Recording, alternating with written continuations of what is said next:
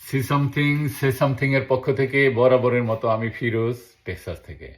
যেখানে অন্যায়, অবিচার, মব ভায়োলেন্স, খুন, ধর্ষণ, সমস্ত অনিয়মের বিরুদ্ধে সোচ্চার হন, কথা বলুন, রেইজ ইউর ভয়েস। কয়েকদিন ধরে দেখছিলাম ফেসবুকের একটা স্ট্যাটাস, অন্ধের দেশে আয়না বিক্রি করতে এসেছিলেন ডক্টর ইউনূস। একটা স্ট্যান্ডবাজি। মূলত ইউনূস এই দেশের জনগণকে অন্ধ ভেবেছিলেন। উনি যখন ম্যাটিকুলাসলি প্ল্যান করে এদেশের ক্ষমতা কুক্ষিগত করলেন, ক্ষমতায় এসে উনি প্রথম তার নিজের 600 কোটি টাকার কর মাফ করে নিলেন, আর গ্রামীণ ব্যাংকের কর মাফ করে নিলেন 2029 সাল পর্যন্ত। জনগণ কিছু বললেন না, জনগণ চুপ করে রইলেন।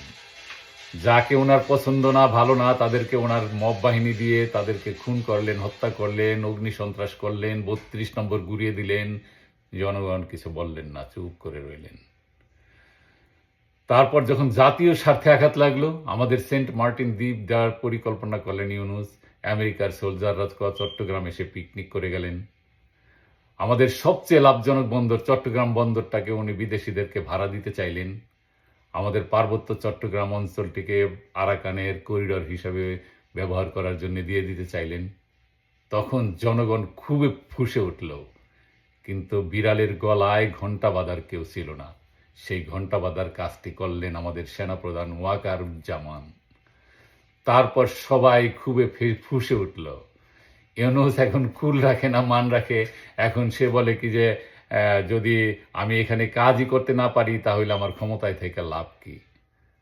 আর ওনার চেলারা, লালবদররা তখন তখন কান্নাকাটি শুরু করে দিল।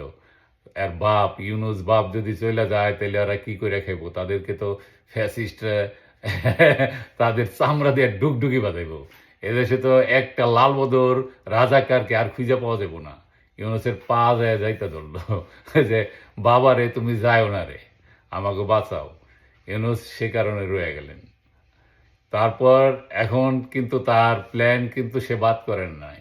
সে যদিও যতই বলুক, সে 2025 সালের এই ডিসেম্বরের মধ্যে যতই চাপ থাকুক নির্বাচন দিতে, উনি কিন্তু নির্বাচন দিতে চাইবেন না। উনি নির্বাচন দেবেন না, উনি ক্ষমতা ছাড়তে চাইবেন না। উনি প্রথম যখন ক্ষমতায় গ্রামীণ ব্যাংকের একটা ছিল প্রথম শেখ হাসিনার সাথে, সেখান থেকে ওনার সাথে গ্যাঞ্জামের সূত্রপাত। উনি গ্রামীণ ব্যাংকের সিও থাকতে চাইলেন, ওনার বয়স 70, তারপরে উনি সিওর পদ ছাড়তে চাইলেন না। আপনারা সবাই জানেন 60 বছরে ক্ষমতা ওখান থেকে তার রিজাইন করার কথা, কিন্তু 70 বছরে উনি রিজাইন করবেন না। সেই ইউনূস এখন রাষ্ট্রের সর্বোচ্চ পদ, এই চেয়ার সাইডে চলে যাবে, ইম্পসিবল। কিন্তু জনগণ সোচ্চার আছে।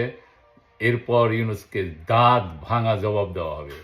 এদেশের মানুষ জেগে উঠলে ইউনূস এবং লালবদররা পালায়ে যাওয়ার সুযোগ পাবে না। পালায়ে যাওয়ার সুযোগ তাদের দেওয়া হবে না। জয় বাংলা, জয় বঙ্গবন্ধু।